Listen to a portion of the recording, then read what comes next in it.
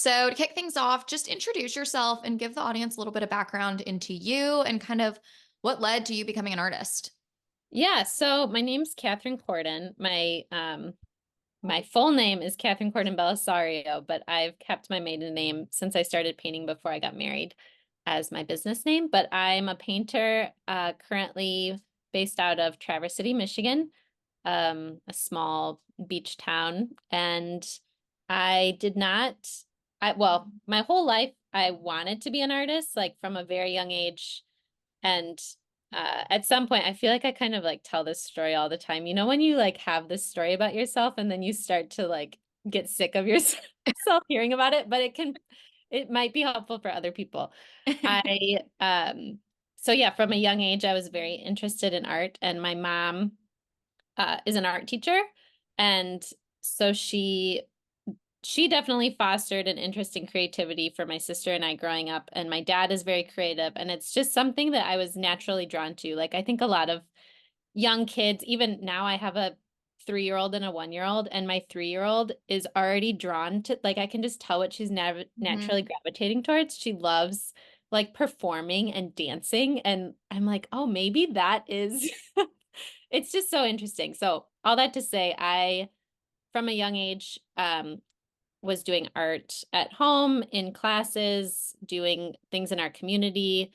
And it's really became a big part of my identity growing up. Like, I was always in art classes. I was always like praised for that, which I think kind of just snowballs that whole interest. Like, oh, I'm getting good feedback that this is something that I'm good at. I'm going to keep doing it and um, trying to get better at it and whatnot. And I truly found so much genuine joy in it. And then when I was in high school, you know, you're starting to think about what are you going to do for a career? Where are you going to apply to college? And the town that I grew up in is a very traditional path town that was not very um, creative. I didn't have any role models in my immediate circle that were going to, or that had any careers in the creative field. Because at the time I really just wanted to do anything creative, like Mhm. work for a magazine, do some sort of creative direction, I mean, being a painter even then sounded so fun, but I didn't know that it was realistic. And then I graduated high school in 2009, and I grew up in the Detroit suburbs. And so you're applying to colleges in 2008, which Mhm. was like the peak of the, yeah, not like, I mean, it was worse. I know people that were graduating college at that time, which was probably worse for them. But then when you're trying to decide, like, should I try this more adventurous career, or should I just like, I had good grades in my other classes. I was like, maybe I should just do the safe route and apply Yeah. to like a college, you know, a general. I ended up going to University of Michigan, like accepted into their LSNA, like general admission program.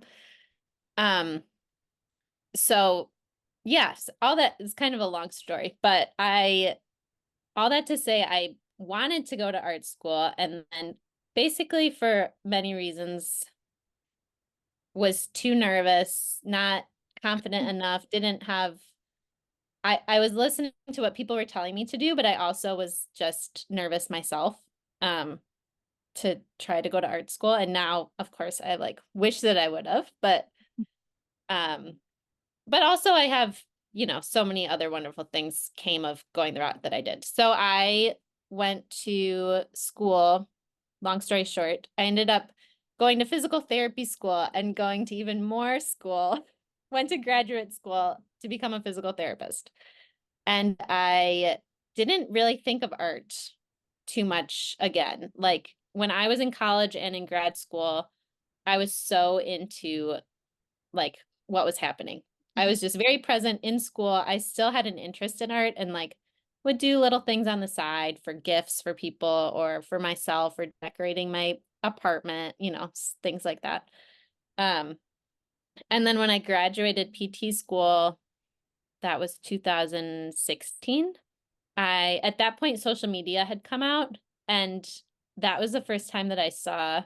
people that were my age that were having a successful career on like and using social media to market themselves for free. And I was like, Yeah. whoa, there's young people that are successful artists, like young female artists that are just like doing this on their own. And I thought it was so inspiring. And I started painting again, not thinking that I would do anything with it other than paint for fun and share on. I made an Instagram account and I made a website. Because after you finish school and you start working as a physical therapist, you actually have so much free time because you're not studying anymore. Like the nice thing about the job as a PT is like when you're at work, you're working, and when you come home, you can use your time however you want. You don't have calls, you don't have, any work you have to do. Right. So, and I was single. I mean, I had a boyfriend, but I was living with my girlfriend and I, had no responsibilities other than going to work. So it was kind of a fun thing for me to spend my time doing. And it has like, that was, yeah, in 2016. I literally started my Instagram account as soon as I graduated physical therapy school. And it just slowly um, grew from there and I ended up like slowly over time. I mean, that's, what, 8 years now. I slowly worked less and less and less as a physical therapist and more and more and more as an artist to the point where my art career, something I never thought would happen. I was able to like fully go into my art career and not really worry about like at this point, I'm like, yeah, I don't think I'll ever work as a physical therapist again. Yeah, which is great. I mean, I'm sure you enjoyed it, but it's amazing. And it's kind of a nice progression too. I feel like that's really reassuring for people to hear that maybe want to pursue art but are on another career path to know that you can kind of ease into it. It doesn't have to be like I found success because I quit my job and went full time. It's like you eased into it and it still worked out, Yeah. obviously. Yes. Well, that is exactly one of the great things about it that I never thought about. I did think going into a career as a physical therapist, like this is a nice job because it's flexible. You can kind of modify your schedule as you need to. It's not as demanding as being a physician, Hmm. Um, it has a very regular hours. You can work part-time very easily, like thinking, oh, if I want a family one day and I want to have a flexible schedule or, whatever. It's so interesting too, because having worked as a PT, you meet so many other people in that field that are so multi-passionate. And I think that's Hmm. one of the reasons why they go into it. Like I remember Yeah. I was working at a state hospital when we lived in Chicago, and there were so many interesting people working at that hospital and just in that city. But one of the occupational therapists she did so many things. She was like in a storytelling club where she would tell stories. She played the fiddle and was like in this band. And I remember her telling me, we get to live such rich lives with these careers because it isn't all consuming. Like you can have these other interests. And I was like, yeah, you're totally right. It like gives you that freedom to just pursue other things. And mine happened to like lead to a completely different career, but I don't think it necessarily has to. Yeah, no, that's amazing. And I think that's something for people to think about too. If they're going into college or trying to figure out what they want to do, like, think about jobs that allow you that flexibility. Yeah. What can you walk us through the journey of like doing a little bit more art, a little bit more art, a little bit more art? Like, what were the first few pieces that started selling? How did you start to gain traction?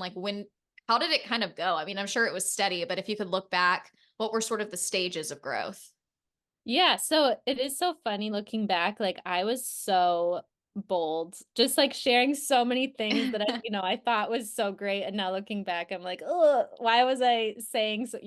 But I think sharing your work and just sharing, in all aspects and reaching out to people, like the people that I reached out to, I was definitely, I just was trying to get my work out there and make connections.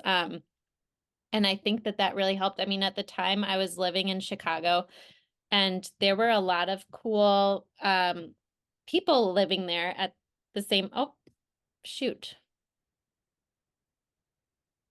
Am I still on it with you? Yeah, I can hear you. Okay. Can't see Sorry. you. My phone was ringing and then my Zoom. Hold on one second. How do I can't see your picture anymore. Um, Let me see. Okay, here we go. yeah, take your time. You're good on my end. Sorry. You're I fine. think I just need to expand this.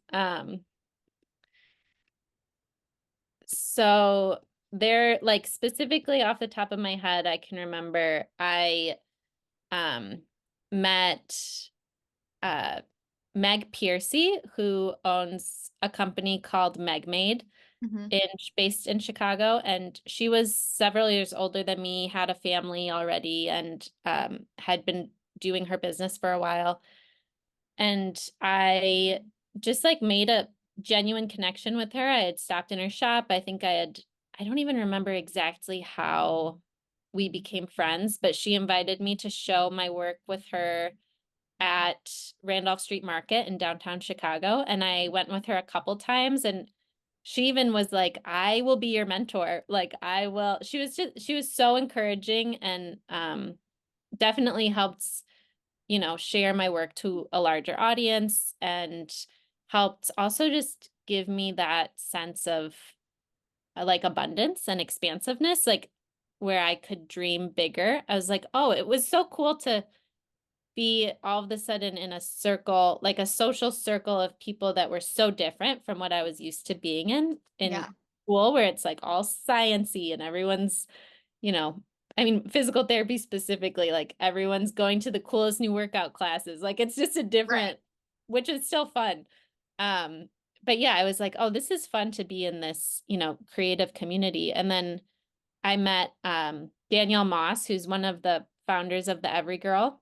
Hmm. And her and I hung out several times in Chicago, and she introduced me to some of her the girls that worked for her that I became friends with. And one of them, Kelly Etz, helped me design my website. I think I was there were just a lot of interesting people in my area that which you don't have to be in a big city to find either. Now I'm in a small town and there's such a cool, rich, creative community here, but I really was looking for I think I just wanted to be part of a creative community, to find people that were doing what I was doing, Yeah, and they helped kind of like broaden my horizons, and they also helped, you know, with that slow growth. But I mean, it was very slow. I lived in Chicago for a couple years, and then my husband and I got engaged in 2000.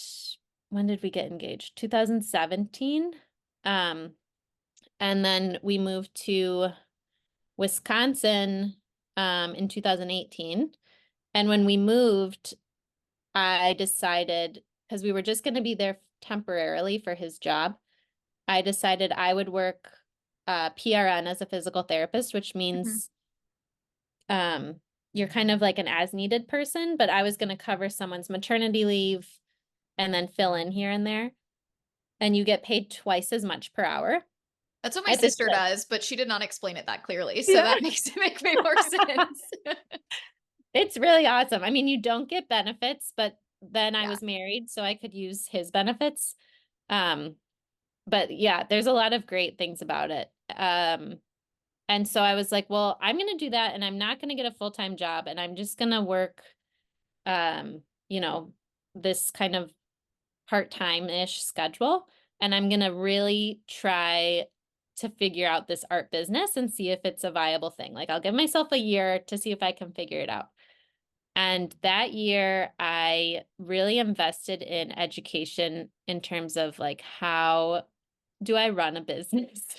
yeah, Because that's really, I mean, I don't know. I feel like people with anything, but you think that art is like this really fun. Well, you have I was looking at your about page. Your education is so interesting. I would love to yeah. learn more about that. But yeah, you think that it's just all fun and you get to paint all day, but it's really so much.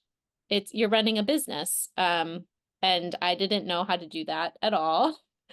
And so I was trying to educate myself, and I like kind of just by a really random stroke of luck, I applied to Emily Jefford's Mhm. mastermind that she was hosting for the first time ever, like on a whim. I just like saw it. The application was closing like that evening at midnight, and I was like sitting on my bathroom floor, like I think I'm just gonna apply to this. And then I got an email a week later that I was accepted. And I was like, well, I can't say no. That was such a huge vote of confidence that she like welcomed me into her group. And that was a really another like super impactful thing that happened because I learned a ton and I had again like a creative community of people that I could connect with and ask questions to and support each other. And um yeah, that was so great. And then after we left Wisconsin, which also even we were in Madison, Wisconsin, and I became friends with a photographer there. And it's like once you're in the field, it's crazy how you just naturally like you all attract each other. Yeah. Uh, and I feel like you just end up finding those people. But then we moved to Traverse City and I found a studio here after a while. And we have a bunch of artists working in the same space.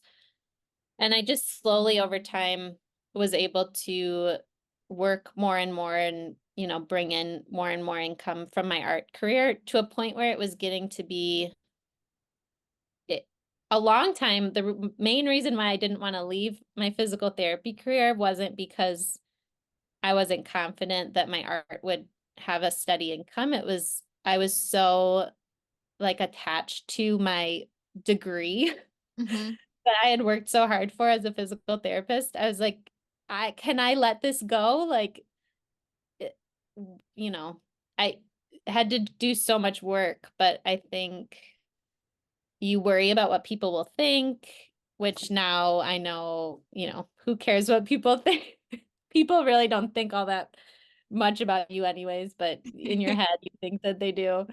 Um, and yeah, you worry like, oh, well, if I give it up, will I ever need or want to go back? And um, anyways, I finally ended up ending any amount of work I was doing as a PT a couple years ago. And it feels as soon as I did it, I was so happy. I was like, oh, this was definitely the right decision. Yeah, that's when you know. That's when you know you're like, it's the right time. It's meant to be. It feels right. So that's great. What Yeah, were it the was such like first, a relief. yeah, what was the first, year or two like going full time? And how was that shift? Like all of a sudden having all the time to devote to the art? Yeah, so it is interesting because when I did go like completely, well, there was a period, I guess, during the pandemic where I was full time. I was pregnant with um my first daughter. So I there was like several months where I was finally just working and painting and I painted a really large collection and it did really well and it was so fun that I could just and during the pandemic was crazy too because people were so all of a sudden everyone was at home and they wanted to decorate their houses and it was such a backwards like reality because everyone thought that no one would want to buy Right. like use disposable income on art anymore, but actually everyone did. Yeah.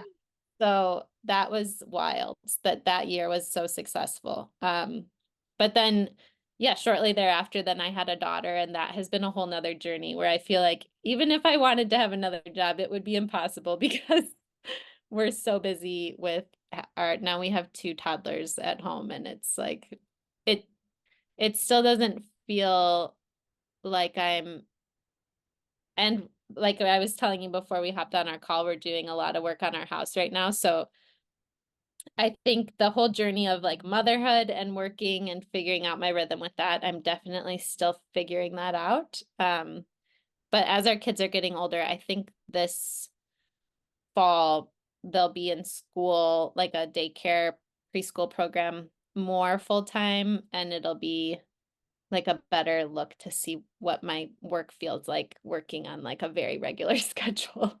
Yeah, I mean, it'll be nice to get into that rhythm. I mean, I think that's the beauty of working for yourself is you have the flexibility through these different periods to make it like to do the work that you can do at the times where it's available, but it's also harder because you have to find the balance for yourself. So, I'm sure it was a journey, but it sounds like you're figuring it out.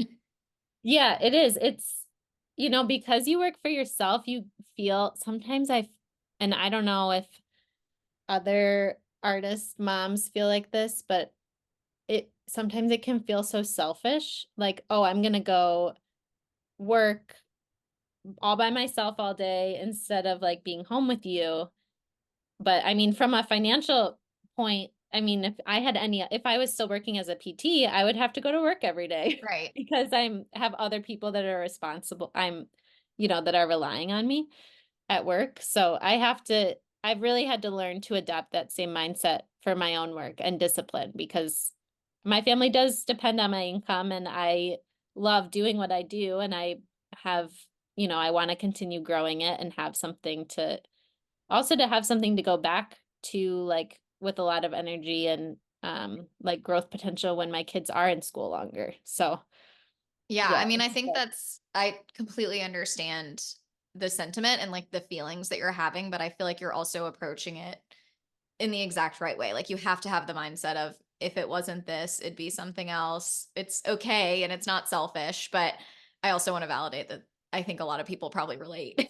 Yeah, yeah, it's a constant like the mom guilt um is a constant, yeah, struggle. Yeah, well, I'm sure you're doing a great job. Oh, But that's I want to circle back to something you said earlier. You were talking about Emily Jeffords and like how much you learned about the business side of being an artist. Can you touch on it? It doesn't have to be just what you learned with her, but just things you've learned as you've grown that maybe you didn't realize were part of running an art business, kind of from that business perspective. yeah, I think one of the big things that I've learned is how to educate your audience and elevate your work. And artwork is so interesting because it's not like buying, well, maybe I guess it depends on the brand, but it's not like buying a t-shirt. Yes. Like you don't want your t-shirt to be um you like for instance, discounting artwork is going to devalue the work in Mhm. general.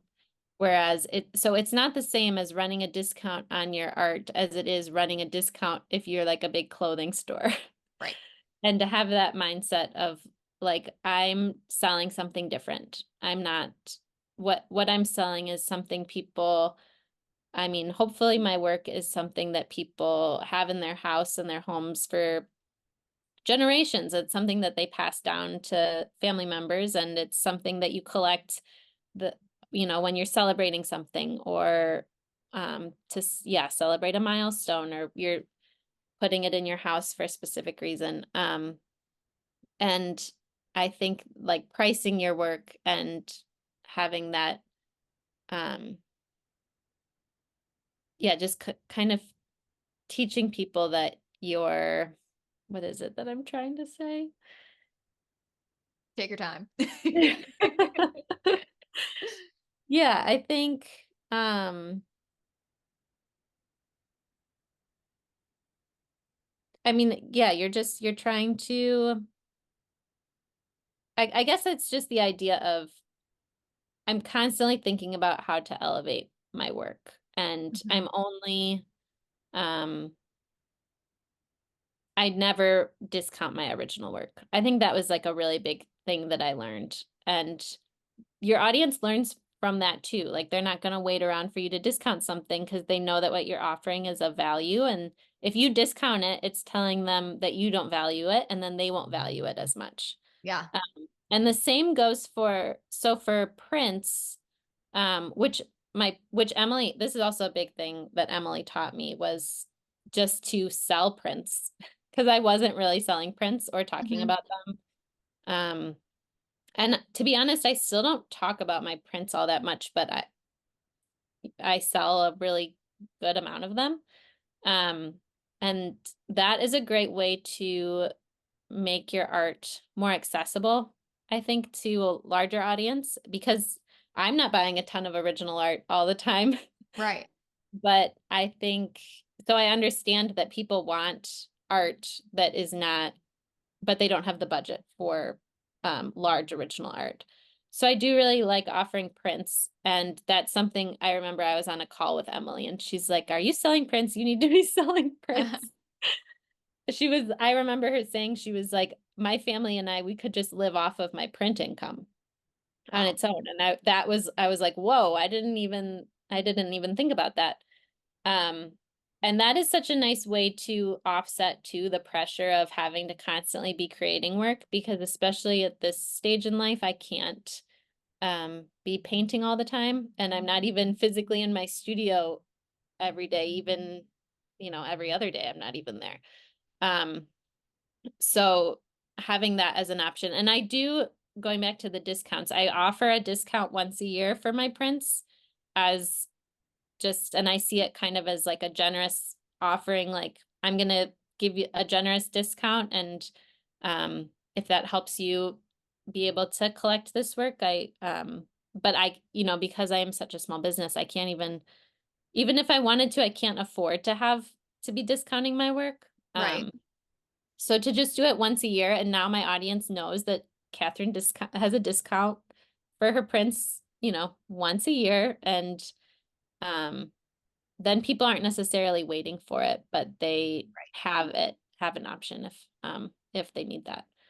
Um, and but yeah, I do think like the big takeaway from um working with Emily is just elevating your work, and it helps when everybody, like we had a meeting at my studio the other day with a bunch of local artists, and that was kind of a conversation, is like teaching people in your community what art is worth, instead of Mhm. people thinking that they can just trade for exposure or, pay you like a very minimum wage to do um a public art or something that they think is going to be worth it for you. And you're like, well, I still have to live off of this income. It's not, Right. exposure isn't going to like pay my rent or my mortgage. Right.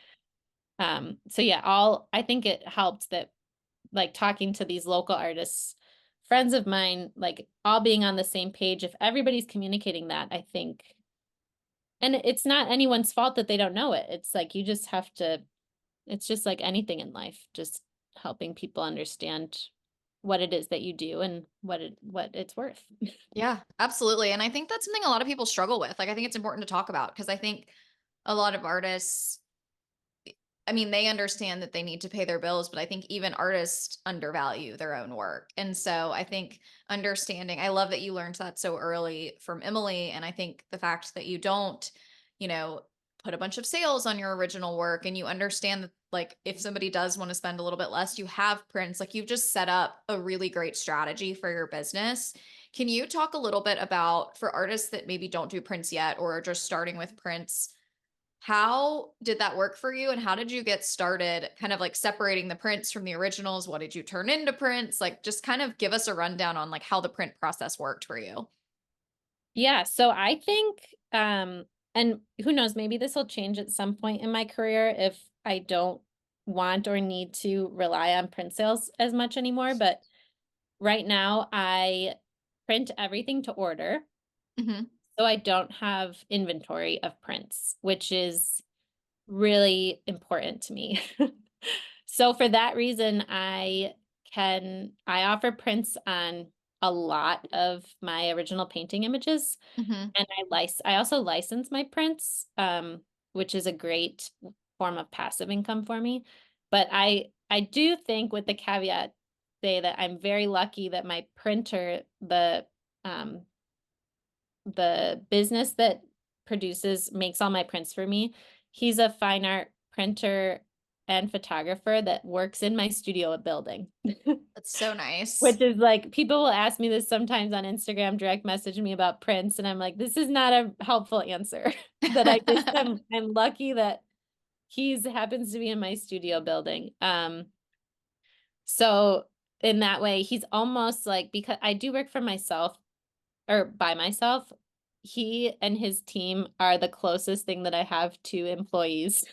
Yeah. And I kind of treat them that way. I mean, this is outsourcing, but every time I get a print order, I create the shipping label and I email them the order, and then they will print it, package it, ship it for me.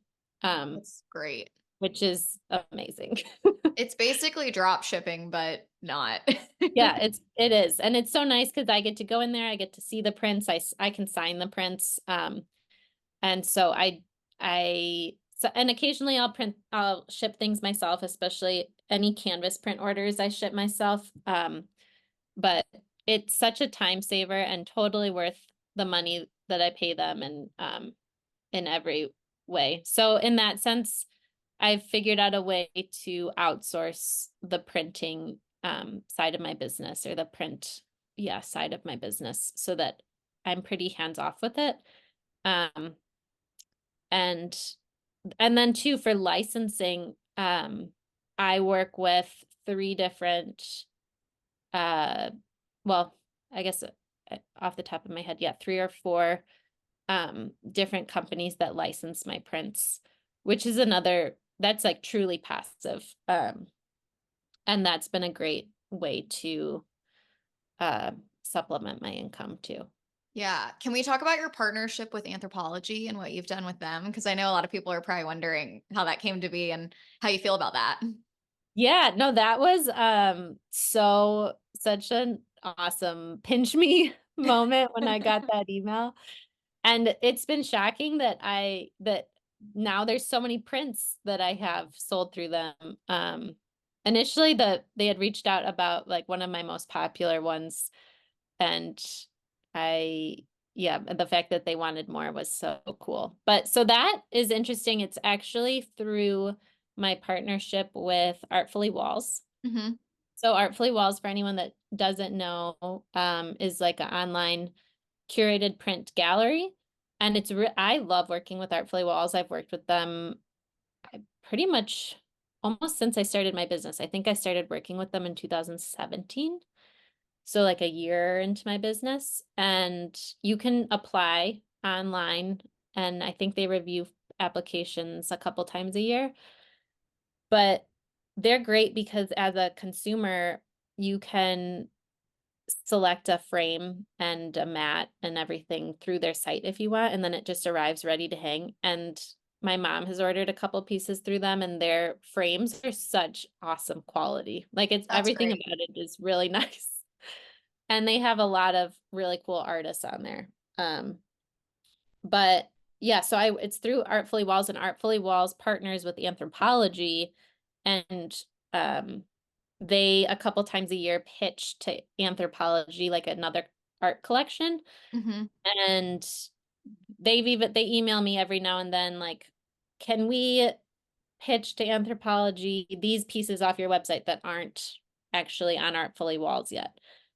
So they're kind of trying to look at all their artists, I think, and curate something specific.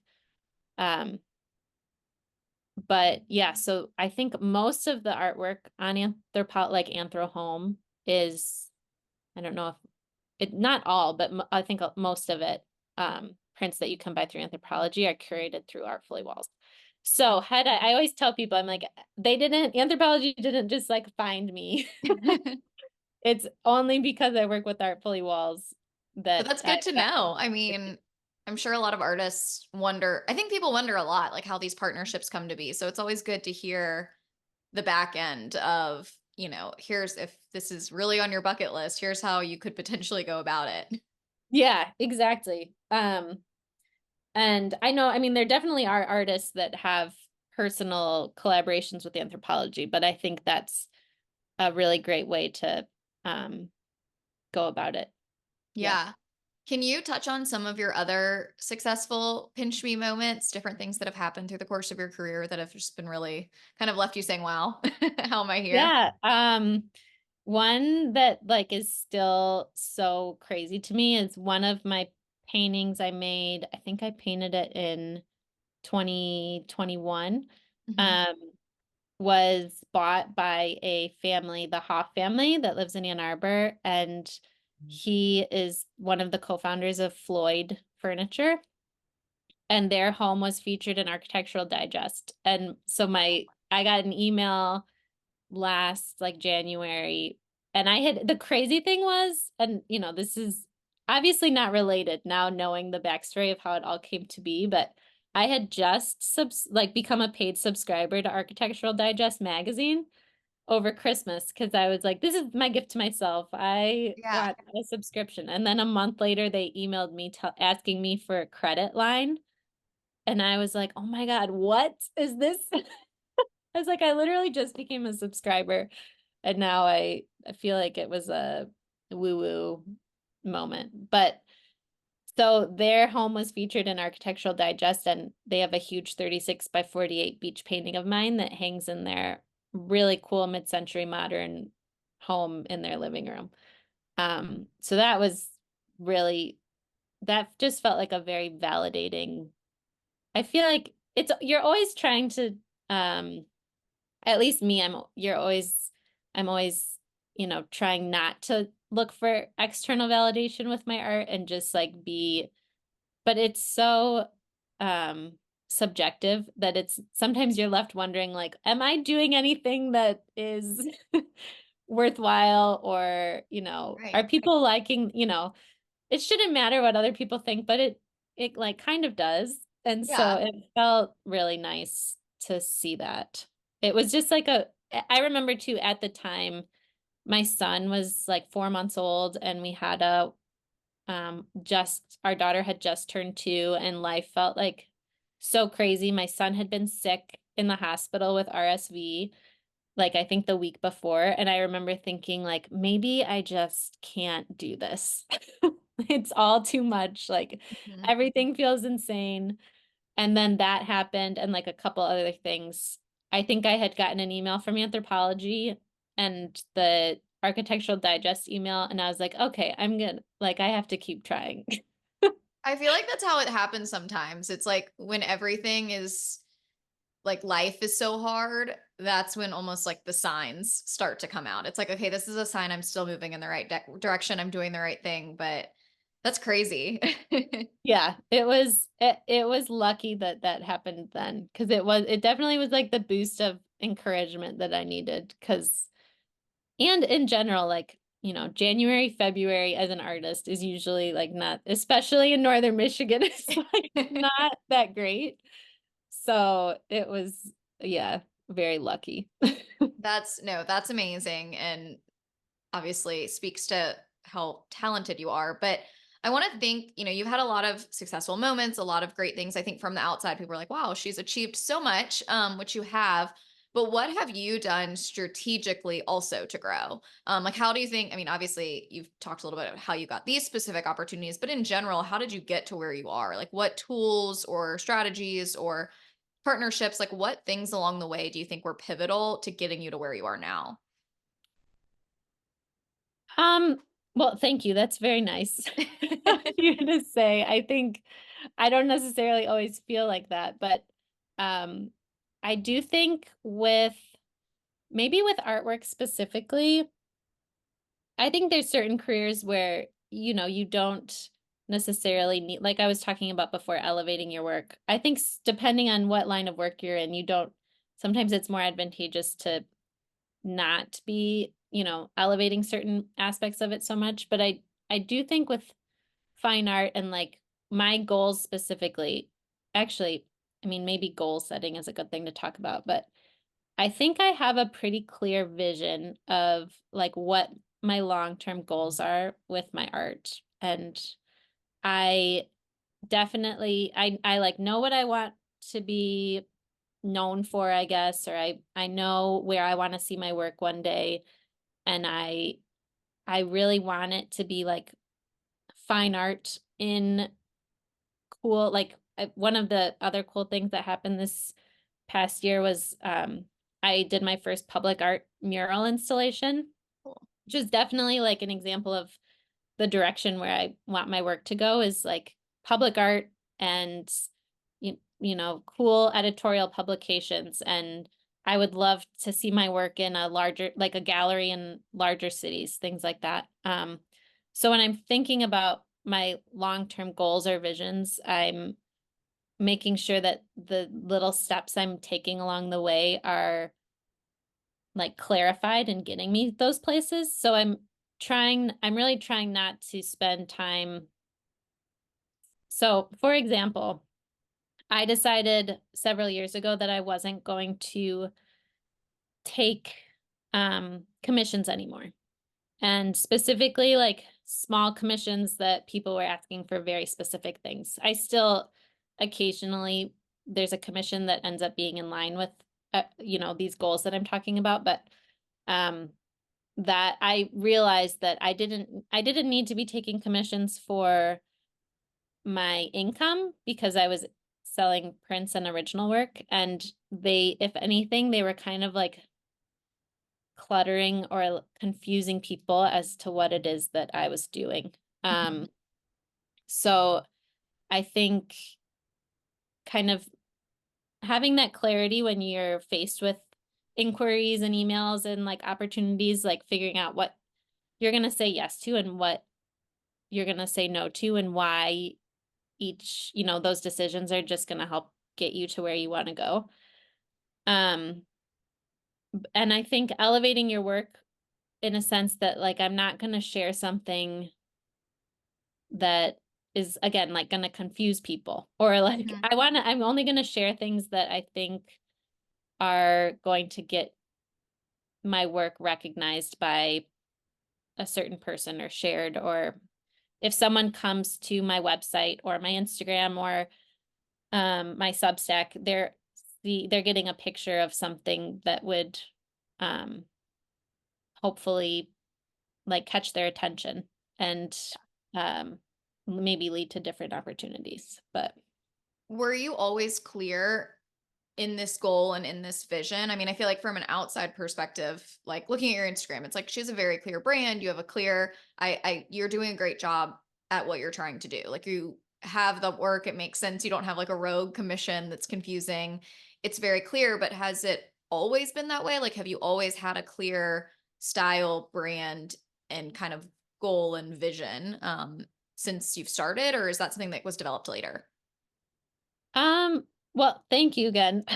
I don't always, I feel like it's something I'm always working on is my style, and I'm also starting to, I mean, looking at all of these artists, like historical artists, a lot of them painted all sorts of different things. Sometimes I have to battle any like self-conscious feelings of when I paint florals, is that just, I mean, that feels very different than when I'm painting figures. Mhm. Um, so I think I'm still kind of figuring, like doing that personal self-work on, figuring out what kind of style I I identify with, and do I need to identify with a certain style or not.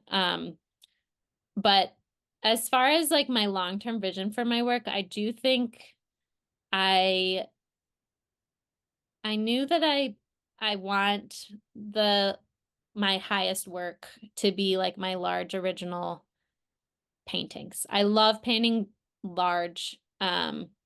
And my goal is to be like in galleries in big cities, and have cool collaborations with brands that I look up to and respect. And that's really my favorite part of my job, is that you get to collaborate with and work with other creative people and meet different people and businesses. And that's definitely the direction that I want to take it.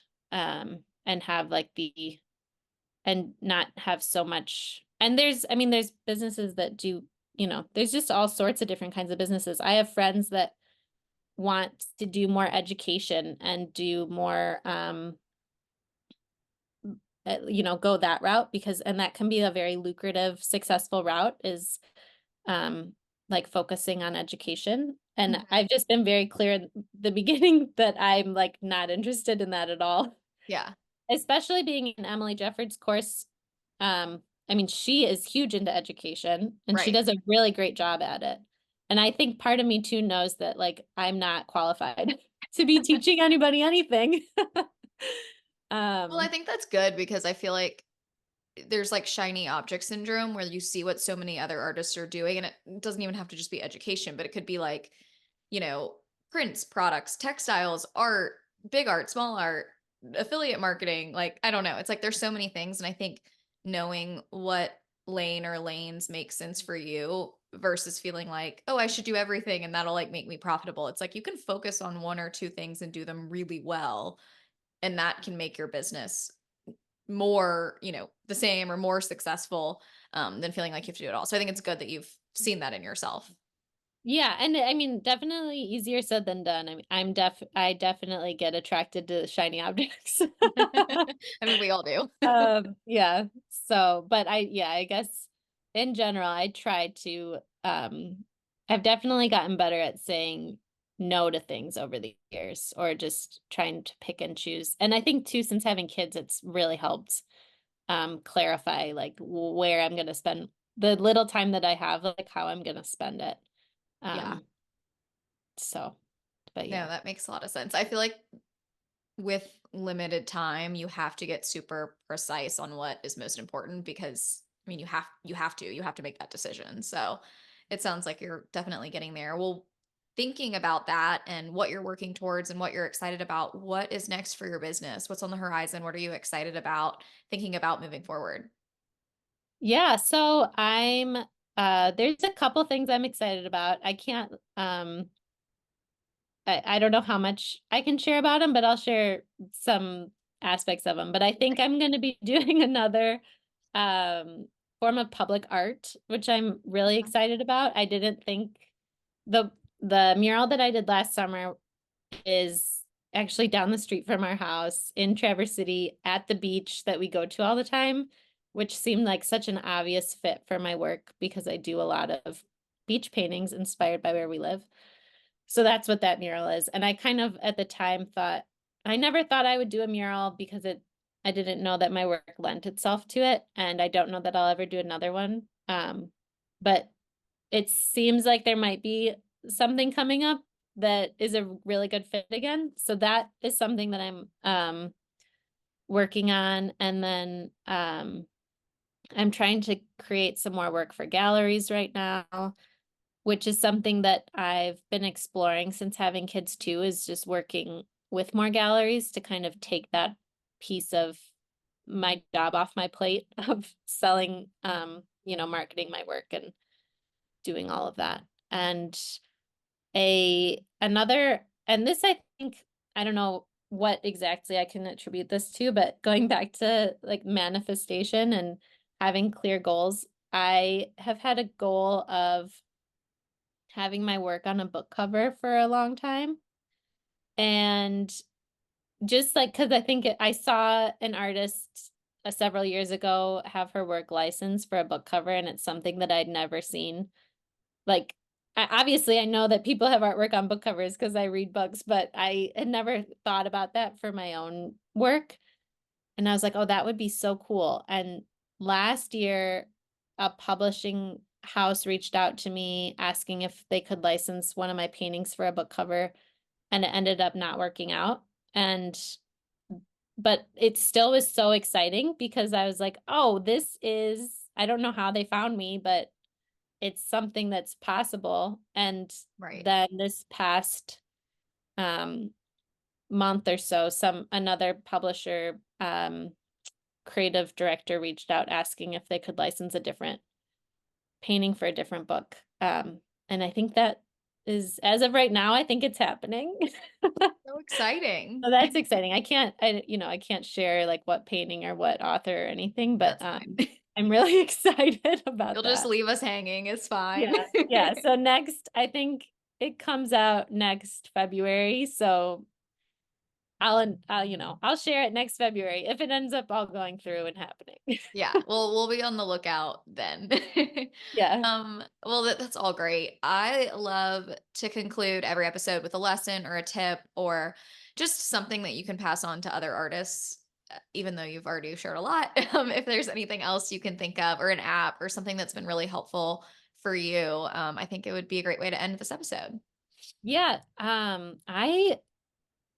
My advice, I think, for people is to really reach out to your local community and really try to foster connections with people locally. I think, especially since the pandemic, but just with social media in general, people, I feel like people get satisfied by their parasocial relationships on social media, and they don't reach out to their local community. And at its core, art is kind of like the center of culture, and where, a reflection of culture. And I think it is a great way to just generate that in your local community. And there's so many creative, I mean, I feel really lucky to be in the town that we live in, and it's one of the reasons why we moved here. And I know Charleston is like that.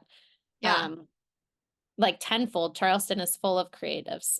So I'm sure you resonate with that, but I think don't miss out on, touching base and reaching out to local artists, and not even just artists, but all people in the creative field in your community. I feel like that has really led to a lot of my success, is just the people around me here, my neighbors. Actually, my next door neighbors they just opened a gallery, and my work is in their new gallery. It's like Amazing. it's it's really cool. And going to those events is a great way to meet people, and um, share your work and learn about what other people are doing, and work together and help each other out. It's just nice to have that in person.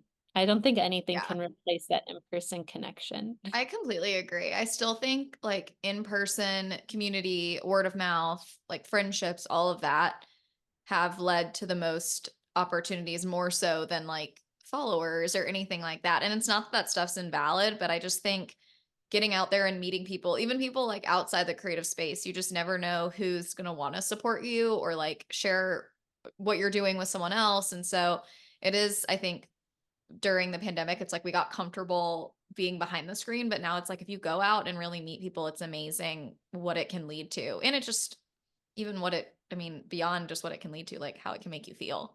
Yeah. Or like take an Instagram or, social media relationship offline. Yeah. And like I have friends that I've met through social media that now we email each other back and forth, or we text, or we have phone calls.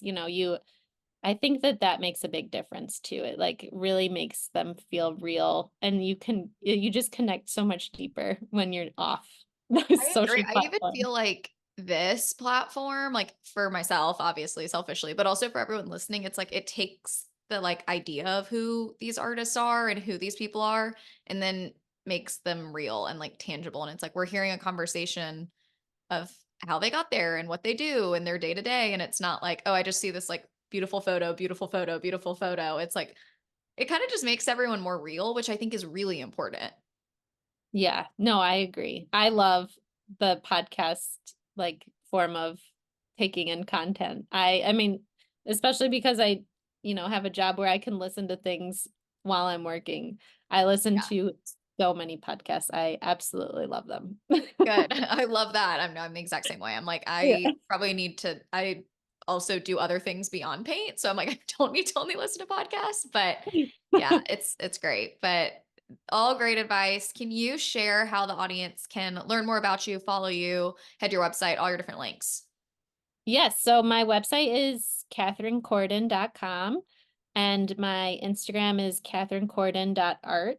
And I have a Substack, which is another tip if anybody wants. I think Substack is a really awesome resource for email. I mean, I kind of use it as email marketing and like writing, longer form writing, and just talking about my work and, life and motherhood. But I think it's a great platform. And my Substack is, I think you can find it through my website, but it's called the Art Table. Okay, I'll link all of that. I actually am thinking about starting a Substack too for like extra stuff beyond all of this with art coaching. So I might like look up yours and follow you and see how you're running I it. think it could be so cool I mean, to be honest, it's one of those things that is so great if you are offering education or like anything that is of value like that, because there's comment sections and chats. And I mean, I think it's the smartest thing that's happened in a long time on Yeah, social. I was not aware of it. And then I was playing around on the platform and I was like, why did I not do this sooner? This is just like even me from like the back end perspective and looking at other people's, I'm like, this is so, it's just intuitive and easy and like a great platform, and I love what everyone else is doing on it. So it's exciting. But I'm definitely gonna look you up because I'm sure you have great stuff, and I'm gonna probably see how you're doing it. Well, yeah, I don't know how great, but I do love it as a reader of it's just such a nice place. It's such a nice break from I don't have a TikTok, but Instagram is not as enjoyable of a space, I think, as it used to be. It's like too stimulating, and I like Yeah. the slower pace of reading long form content and yeah. Anyways. Yeah. I love that. Well, thank you so much for taking the time to do this today. This was so fun, and I think it'll be really, really valuable to all the listeners. So I really appreciate it. Oh, thanks. It was so nice to meet you and chat. Thanks for having me. Yeah.